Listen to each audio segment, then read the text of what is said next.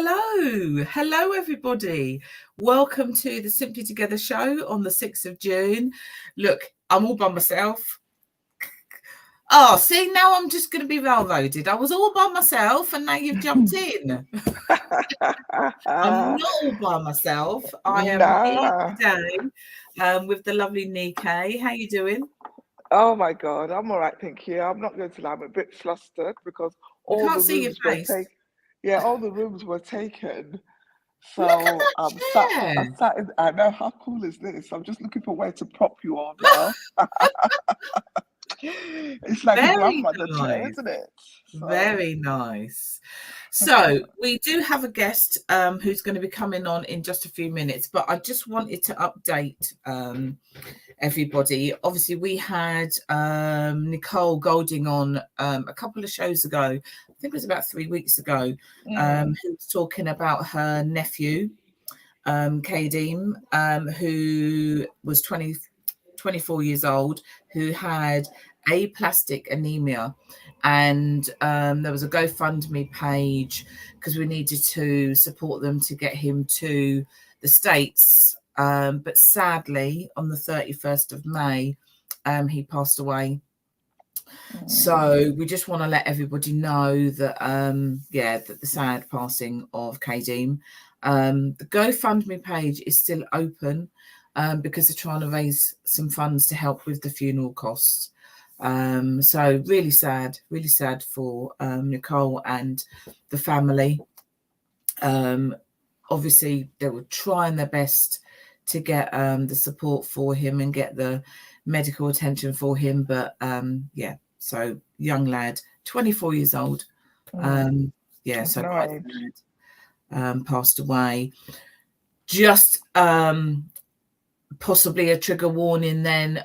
We've got a gentleman who's coming on who's going to tell us about what he does within the community, but he's also going to talk about a young person who's passed away. So just to kind of let you know before, you get, before he comes on. So, but there are nice things as well, How you doing, Nicole? Do you know what, right? I'm actually very well, thank you for asking. We're challenging ourselves to make sure we get our steps in. Try to stay positive because there's a lot of sad news about, and that's really sad because I was really touched by Nicole's interview when she was on with us. And but yeah, other than that, it's all good. We're full of the joys of the summer without the sun at the moment. Yeah, what is that about? Seriously, what is that about? I think we've been spoiled. We have been spoiled. When were we spoiled? When? Last week? We have been spoiled. Last week? I mean in previous years. That's previous years. That's previous years, but we need that now. We need that sun now. It just makes people feel so much better. And with so much sadness and stress and everything around, we really could do with that sun. So yeah, absolutely. You need to come out. Absolutely. And plus the fact I was just talking to a colleague there, and I mean it's reverberated around the whole office. We're also excited when we have bank holidays, but I think the extra bank holiday has kind of thrown us all. Yeah. The impact of the short weeks, etc. And so yeah. But other than that, no, it's all good. Still reverberating from the Black Book case on Saturday, which was just so amazing.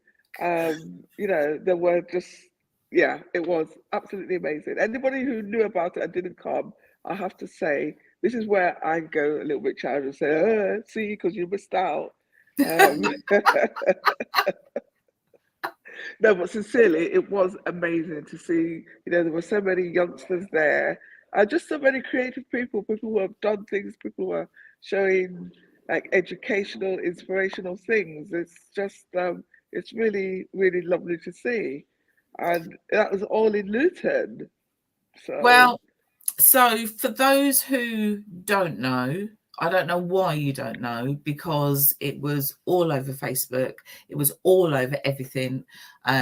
We talked about it on this show. Dee had them on the Real Talk show. So I don't know where you've been. However, it was fantastic, absolutely fantastic.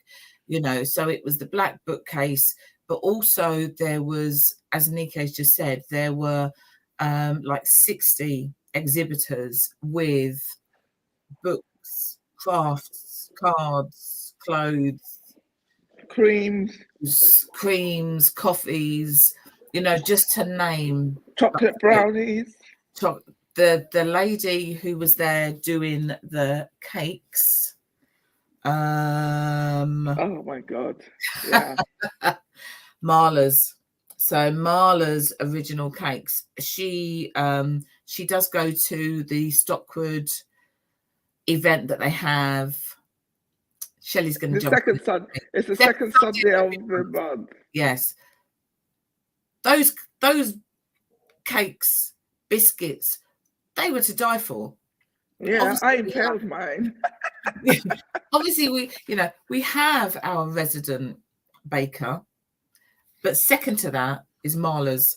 They were fantastic, absolutely fantastic.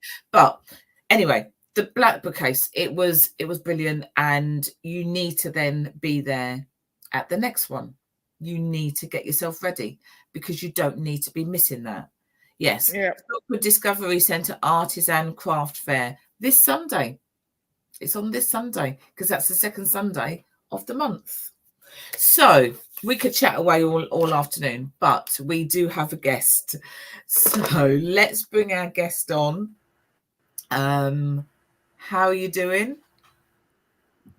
I'm fine. What about yourself? Good, thank you. Yes, good, thank you. Can you pronounce your name for me so I don't get it wrong? My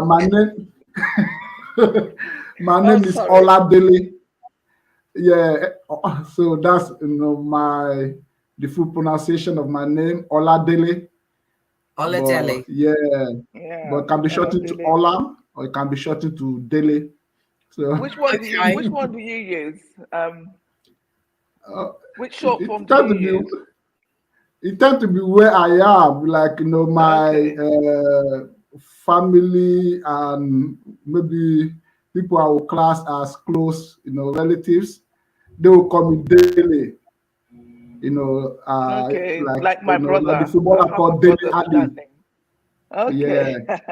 So okay. But I work. People call me Ola at work, just because getting people to pronounce Dele can be challenging sometimes. Although it comes across as simple. So well, the three of us on here have names that are challenging to some people. So yeah, I get it. Okay. Yes. So tell us a little bit about what you're doing within the community. So let's start off with that first. Yes. The current project that we are doing is called Cap Up, and that is basically community and personal upskilling. Okay. Project, and I'll give a background story of how all of this came about. So I've lived in Luton now since 1996.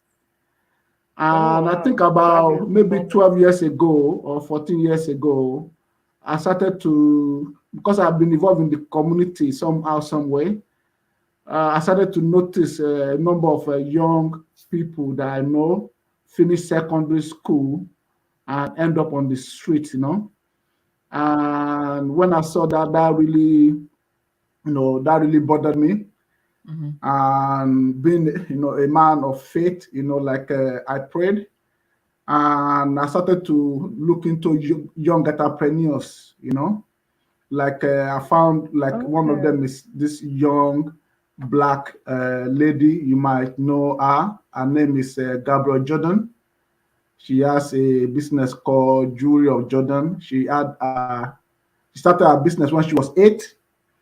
And another young guy called Thomas Suarez. and he had 4 app on App Store when he was about 13. So it's like, okay, why are these guys doing that good? So then I did some research into their background, and what I found out is they have something they were passionate about, and they have support to use that passion in a positive way. So from finding that out, then I put together basically a algorithm, how to find out what somebody's passionate about, and then how to map it to their skill, so that they can have like a project, that is linked to their passion. Yeah. So basically, that's how it all started. So, and then from 10 years ago, or it might be more than 10 years ago, I did a project which was based around that. Now, I think we are on our third project now. So, and that's we have a project coming up soon, which is funded by Luton Borough Council and BLCF, Okay. Family Empowerment Day. And it's about that, it's about helping people in the community to find out, like their passions, link it to their skill, and use it to support them to upskill by running a project in the community. So that way the community benefits and they benefit. So everybody benefits. Yeah. So I that's mean, the background story. Simply D's is we So champion yeah, people. Oh, we Yeah. lost. His internet is not that good. I could kind of see that when he was talking, it was there was a little lag behind it. Let's So hope. hopefully he'll come back. Let's hope he comes back. But yes, as I was going to explain to him, but as Simply D's, we champion young people in all our events. There's always young people who are then involved. Like on Saturday, there was young people there who had the books that they had written, and there was 2 young people selling products that they had made. Obviously, one of them selling the lemonade. The other young person was selling their shea butter. So yes, it's hopefully we will get him back so that he can then share what's going on. That's amazing though. When you hear what he was saying, is that you've got these people who have these skill sets, and they've had this skill set from when they're in school, and yet they get to the end of their school and it seems, oh well, yeah, you're good at that. Bye, tata, I'll see you later. How does that work? Well, we know how it works, but I'm just putting that question out there: that how does that work? Because you would think, and that's the whole idea, isn't it? Because obviously his community, Simply Daisy's community, is about building up said community. Yeah, that's kind of just, you can see it's kind of throwing me a little bit. It's quite sad. I mean, it's good that there are people there willing to champion the cause, but so do you think then that it shouldn't be other people having to champion the cause? It should be in line with education, and if you can see that skill when they are in school, that then within the school or with education, they should be the ones that are championing that skill. I do actually think that, because I think we're still using an I don't really want to use the word outdated, because obviously we use the technology, we use all the stuff in schools, but I think the actual what we're delivering is still quite outdated. So in my head, and I use it in my head, and I'm on purpose because I'm not in school. A lot of my family are, even though I've got young family, most of them are outside of the school. But notwithstanding, I'm thinking we seem to be pushing people down particular routes. The school is there. Look, it seems to me as if the school is there to build people to fulfill an agenda that is not necessarily of the people. It's of keeping the status quo. Obviously, we don't have that many factories anymore, so that's just my view. And I'm thinking that if skills are recognized in school, they should be. And some schools do it. You see it on the news, don't you? You see people, but it just seems here we're having to have a lot of extra curricular outside of school activities. I mean, you've got Oladile there, you've got Simply Diz there, you've got The Girl Like Me, you've got oh God, there's the one that Yvonne Michelle does. You know, there are so many, and I don't think we shouldn't need to have that many in 2023. It should be the exception.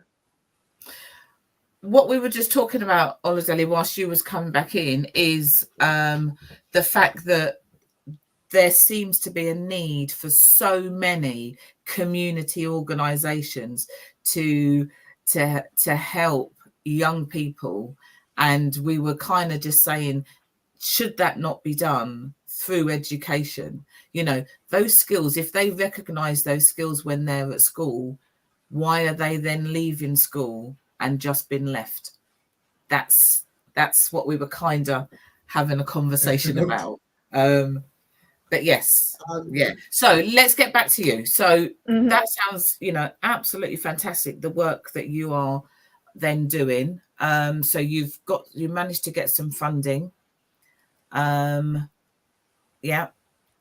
Yes, yes, we did. Like that took, it took work, and we set up a CIC.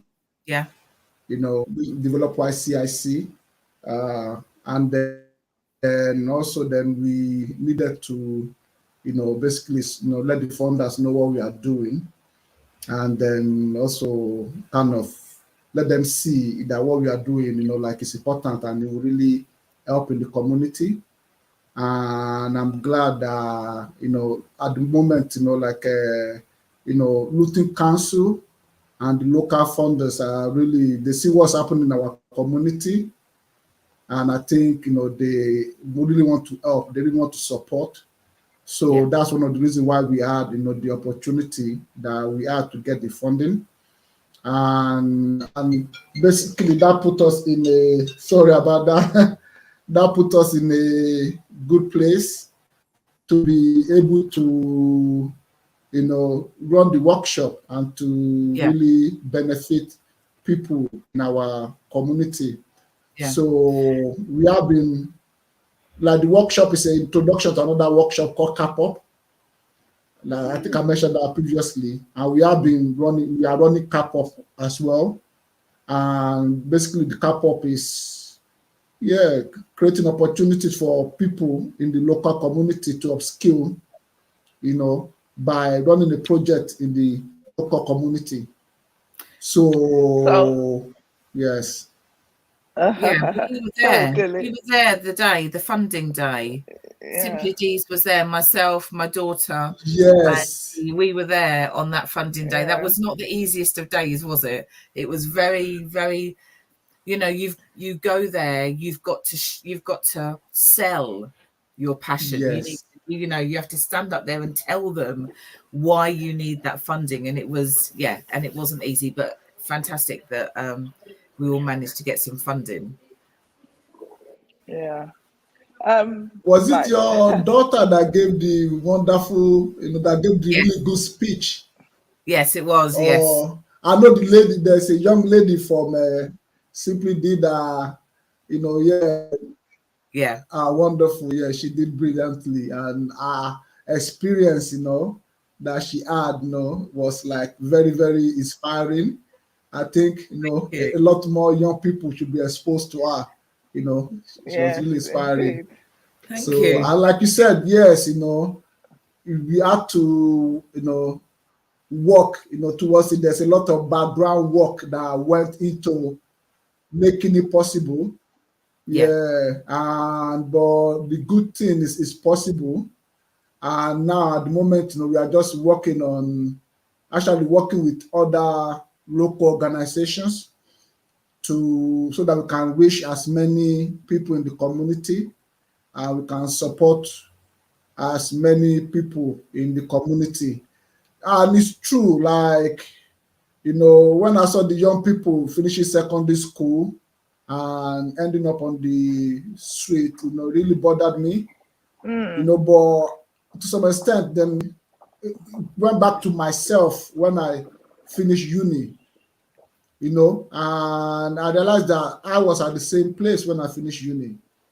Like, I got the education, but what I did not get was almost like a setup for career, a setup to progress. I did not get that. Like, for an example, good example is I was working on a website project. That's back in 2005. And we are now, and like, I believe, is it Nike? Yes, it is.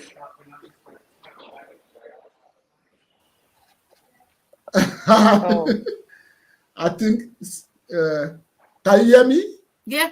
Yes. Yeah, we can hear you. There seems to be a bit of a So delay, but as we was can hear mentioned earlier, what happened, like, that's happened to me in 2005.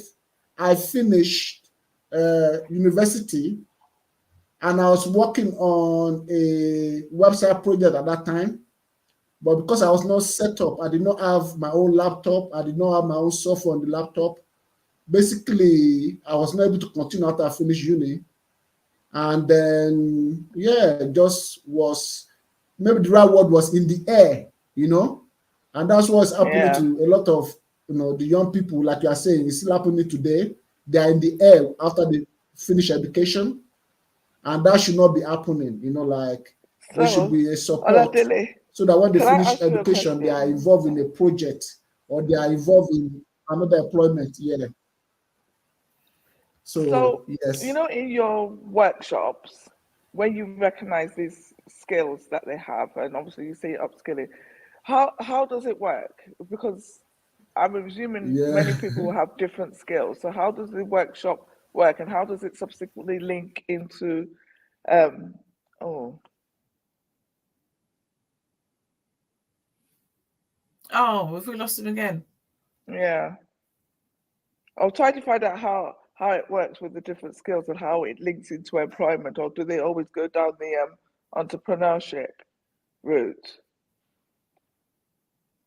Say that again. I will try to find out if when they do those workshops, the car park, is it the car park Yeah. workshops, that how it works, that does it always link into a job, and or does it go down the entrepreneurial route? Hello. Hi, welcome back. Sorry, I I was just trying to ask you a question there Yes, about I think there's when you something do the happening with the workshops. internet or the system. Yeah, Thank you. sometimes it's like that. Um, do the workshops tend to lead to employment, or do they go down the business route, or do they have a choice? Are you backed by employers as well?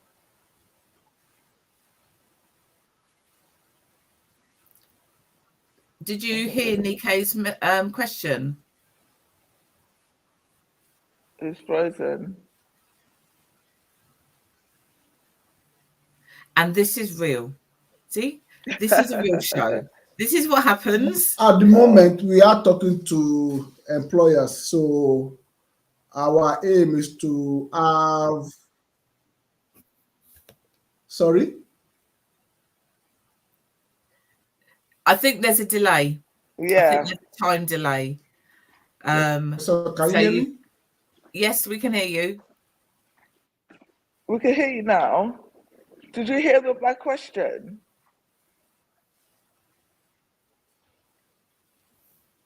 We're having a nightmare today. Okay. Yeah, I I'm just thinking know. about the question that you asked about So if basically, we what I set was up trying to people. find out, I was trying to find out on balance, on the experience that you've had running those workshops. Do you find that people go into employment, or do they end up running their own business? Because I think the aim is so that they're doing something as opposed to nothing. Yes.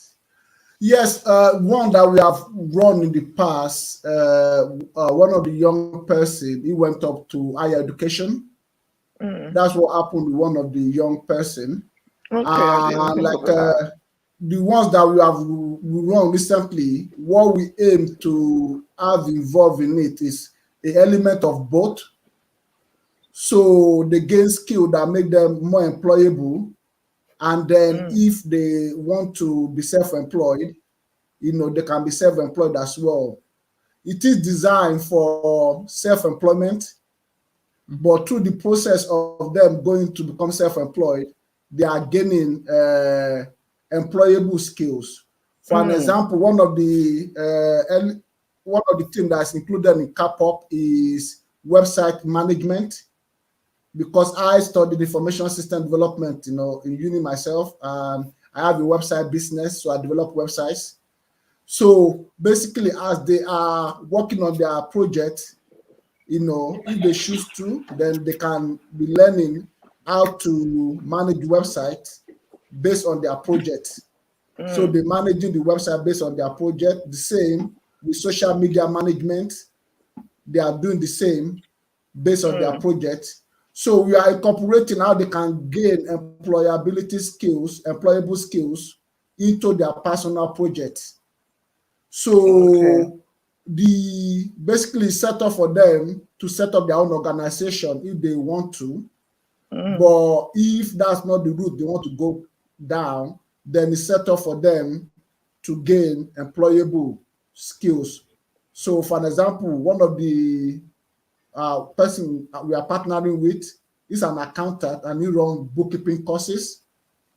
So part of the project is basically letting them learn bookkeeping as part of learning how to run their own organization. And bookkeeping is actually is in demand at the moment. Organizations are looking for bookkeepers. So if they are basically, if they can still go on to try to start their own organization, but we know that you need money starting. I know you need funding. You need to get fund in. So because you need to get funds in, if you have something that makes you more employable, that also help you in relation to starting your own business. So it's basically, we look at the whole picture, because a lot of times, it's not one or the other. There is a whole picture to it, It sounds really good. And, the fact that you've got some funding in to continue with the workshops, I think is absolutely brilliant.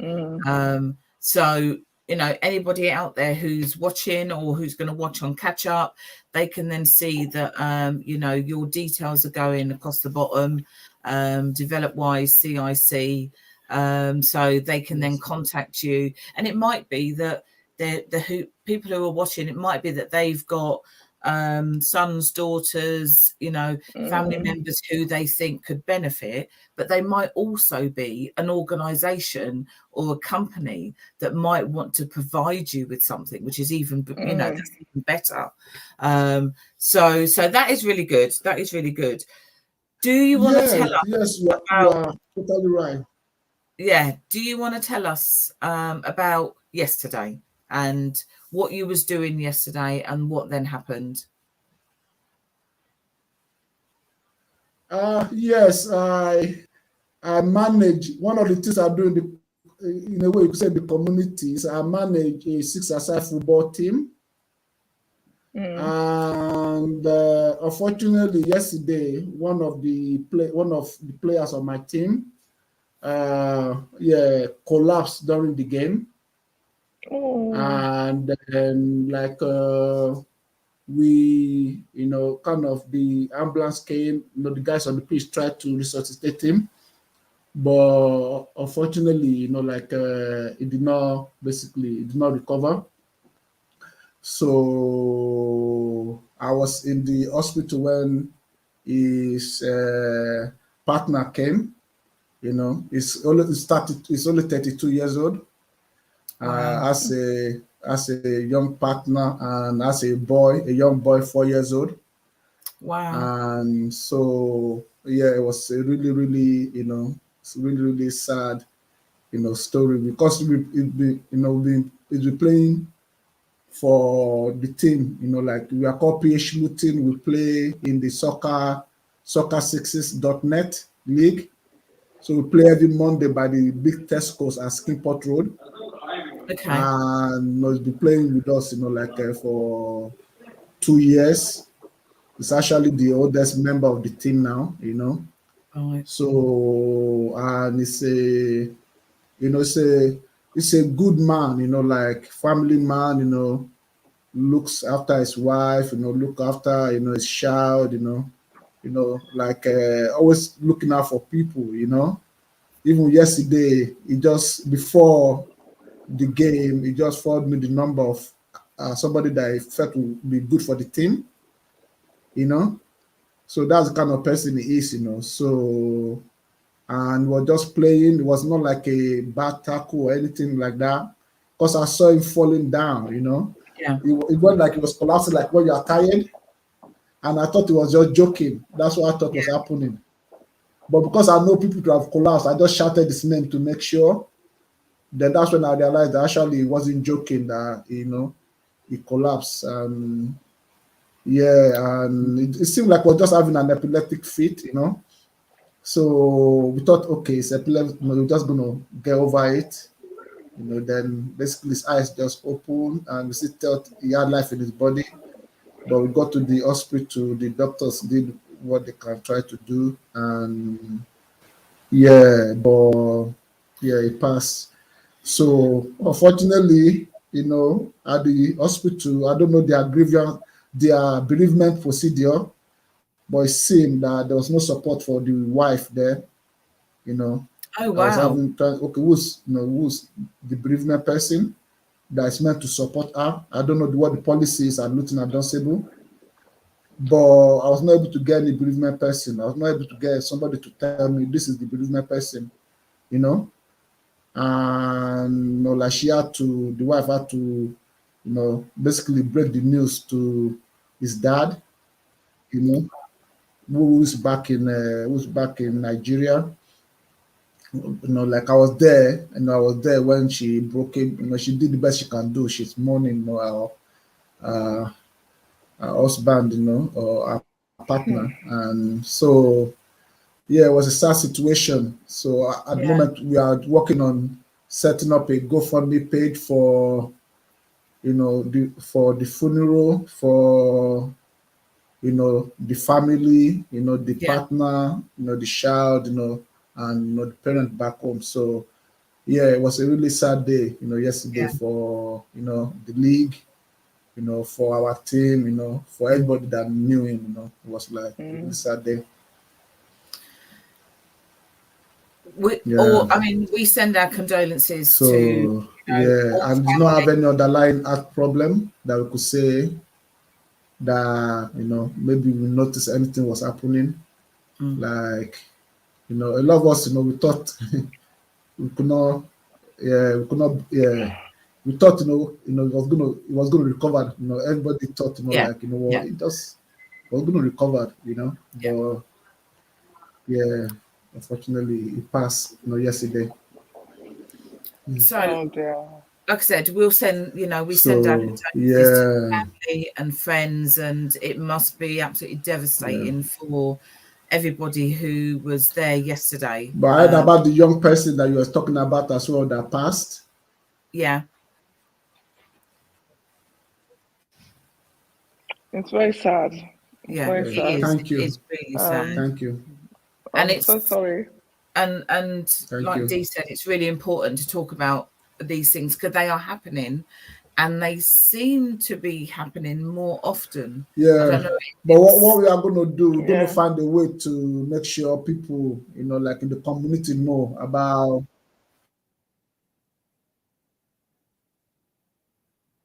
You see, unfortunately, that circle.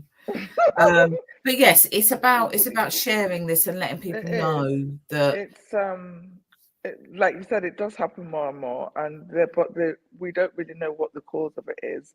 No. And sometimes it can be as simple. I say as simple that like that guy from Spurs, Fabrice Mumba, when it happened to him.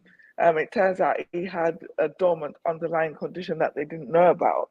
Yeah. But sometimes it is just random. It could be Like one of our nephews, the same thing. He was the same age, like 33, and he wasn't even playing at the time. He was a rugby player, and he collapsed in front of his house as he was leaving to go to work. Wow. And he passed away. It turned out to be a PE, but it's all that similarity things, all that thing that is very close in proximity to sports that seems to be happening. Yeah. Because maybe, I mean, I don't know. I'm not medically trained in any shape or form, but it kind of feels like with football, for example, you know, that whole adrenaline, the running, the, you know, everything that's happening around that. If you've got something that's underlying and you don't know, it then triggers that. Or it might just trigger something and you've got nothing underlying. You know, I think Oh yeah, just absolutely, the absolutely. whole energy and everything. Yeah.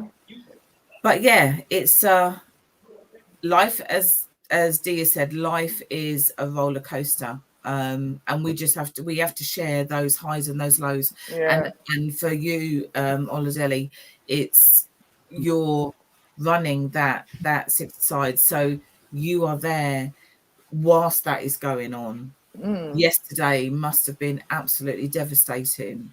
And it's about getting support for yourselves and the team, so that, you know, because I don't know how, you know, that to Yes. witness that alone. I've only seen that on the TV with the footballers on the TV. I have not been face to face as that has happened.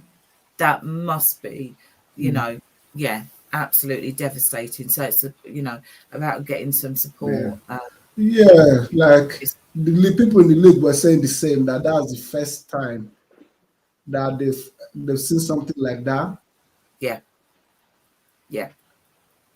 Yeah. And the thing is nobody wants to see that. We don't want to see that in No, life. Yeah, exactly. it's very true. The people like the league organizer said that's the first time Yeah. that they've, you know, that something like that has happened, and they are basically, you know, as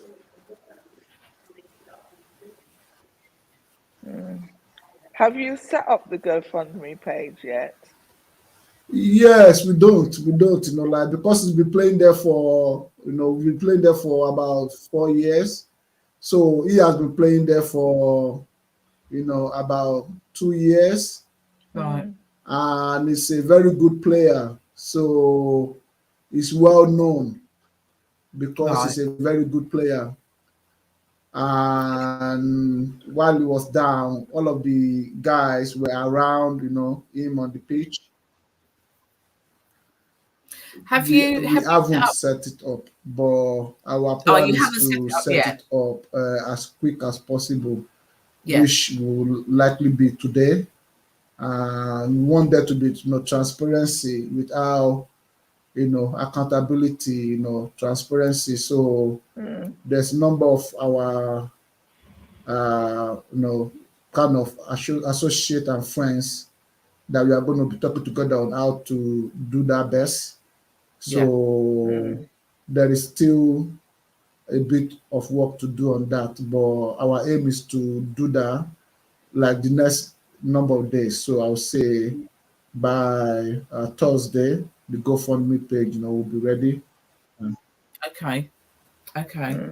Sorry, So when it is ready, when the sorry, GoFundMe page is ready, sorry. drop what. What's the question? No, I was just saying, when the GoFundMe page is ready, let us know and we will put it out on our pages as well. So we will share that Yeah, sorry. information. What's the question? I missed the question. There wasn't a question. There wasn't a question. All I'm saying is when the GoFundMe page is ready, just let us know, share the details with us, and we will share that out as well so that we can get that out into the community. Yes, I will do. Thank you very much. Thank you very much for that. I'm Thank you. sure, like, Yeah. Oh, Oh, the circle again. well, Oh my God. just want to check with Shelley. Have we got anything we need to share or are we wrapping up? I can't see that thing going around anymore. Yeah. I think we'll wrap up. Dee was supposed to have a show on tonight, but we won't have a live show because we were, good couple of weeks there of absolute madness with the black bookcase and everything. So I'm sorting out something to play out tonight. One of the things I was going to say along the lines of what you've just been talking about, I did put a little bit in the comments. We're not quite sure whether this would be the case for this young man that's died. It's sudden arrhythmic death syndrome. Yeah. And it's something that happens with young children a lot. They reckon about 270 die every year of children that are then in doing all their normal activities. The one that's on there that the charity that I know of was he was swimming and he had this cardiac arrest while in the pool. Now, what that charity is doing, so it's the Oliver King. I'll find it and I'll put it back in there. Like the Oliver King Foundation, something like that. They were actually wanting every single sports centre to have a defibrillator. Yes. What's happening at the moment, as of this year, every single school by the government is getting a defibrillator installed in their schools. That started happening of January of this year. If you're a school that's out there and you haven't been contacted, or you don't know about it, or you think that you kind of class as a school and you should have one, get in contact on the government website. There's a government website. If you put in like the Gov UK and then you look at defibrillators, that'll actually come up with a form for you. I've got a story. As part of this scheme, my friends were watching their children. I can't remember if it was football or rugby, one or the other. Both of the girls were playing and their dad collapsed with a heart attack. He is only here now because a defibrillator was put in their school, in their sports centre. And that was just about a year ago because he celebrated his year by going up Snowdon. He walked up Snowdon. And he was a guy that's been through the army. He's a very thick bloke. Yeah, that's the thing. He ended up with a heart attack. But he was, because of the defibrillator was on hand, and it needs to be there straight away.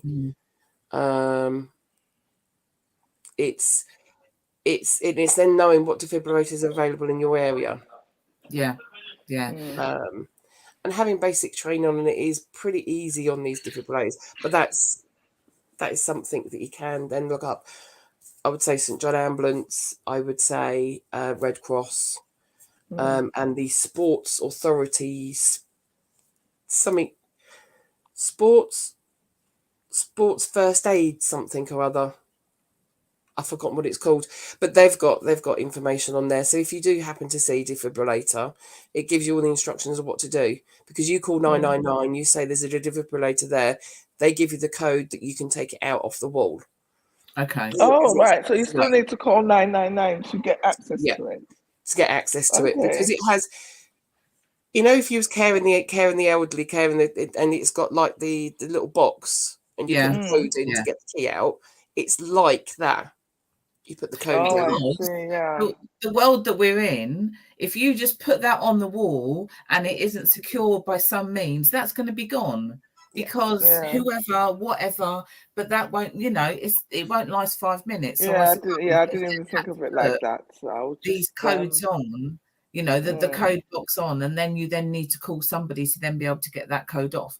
But I mean, so Gloria, hi Gloria, has said that after the football player who collapsed on the pitch, I thought there was an effort to get a rollout of defibrillators to more community spaces. Condolences to the family. The answer is yes. They are still doing that, but maybe not as quick as necessary, or maybe there's, I don't know. As Shelley was saying, if you're a school, you need to make sure that you apply for that. Yeah. If you think that because I've seen them on the streets as well. Yeah, the lowest price. So if you was a community centre, the lowest price automated defibrillator is about £800. Okay. And that is a very small, couple of use kind of small ones that you could carry around with you, actually. If you used to put one of those on the wall, you're looking about £2,000 to £3,000. If you was fundraising for yourself to get those big ones that are on the wall. And there's anything and everything that's then in between. Do you know what? I didn't even think about the cost. I just thought they were going to get them. Do you know? Yeah, as you're saying the cost, I kind of get where you're coming from with that, Cecile, because to be honest, I'm pretty much the same. And when Shelley said the cost, I'm thinking, well, with that being said, that is not really that expensive when you consider that a MacBook Air is like 1.5. But that is then just to buy that appliance. Then you'd have to make sure it's charged, make sure the leads are replaced every year, and so the upkeep of that then could cost you another couple of £100 every year. Yeah, and do they have to be pack tested and things like that as well? Yeah. And if you're a very small community space, that's a lot of money. That's a lot of money to take out of your funds. And I'm just thinking of those really small little community places that they've got literally 2 people that are working there, and they're only there on a Monday and a Friday. You know, those kind of things. To be able to run that is a lot of money, and you've then got to find the people who are going to be able to use it. So I can see why maybe not everywhere has got it. And maybe there needs to be some kind of funding through the government to pay for some of it, and you then pay the rest of it. I don't know. It just seems, now that you've said and told us how much it is, now I'm just thinking, actually, the government should be doing something to help these community spaces get them, if money is then that issue. Yeah. I don't know about well, I suppose it depends. I actually look at it quite differently. So if it's a sports centre, like a community sports thing, say for example, I'm just going to pick on football because that's the most obvious one. If it's football, yes, I agree the government can help, but I think also, maybe I'm reaching here, but I think like the Premier League could help, because obviously they do support grassroots football. And sometimes it doesn't always have to be about getting extra balls or getting extra nets and stuff like that, because communities could probably raise the money themselves to do that. But for something as important as this, that could be a thing. That could be a thing. But then I'd always advocate that that everyone should know a little bit of first aid, and quite a lot of people don't. Yeah. And that has been on the agenda for years and years and years. But then employers can be funny, because I wanted to do a first aid course here, and I remember going up to them and saying, "Oh no, we've already got enough people." Yeah. And when you look on the board of the people who are first aiders, bear in mind we work in a hybrid working situation. So yeah, all I'm saying is I'm just in the roundabout way saying I agree with Shelley. Is quite there. There are all sorts of things that we can all do to improve, and yeah. So okay, so Dee's just said maybe Luton Town Football Club could help drive this now that they're in the Premier League. Just putting out there to Luton Towners, to anyone who's listening, who can then help that. Yeah, that could be their tithe, couldn't it? Right, we've got all this money now. That's what I'm going to do with my 10%, is buy some defibrillators for the community. Good one.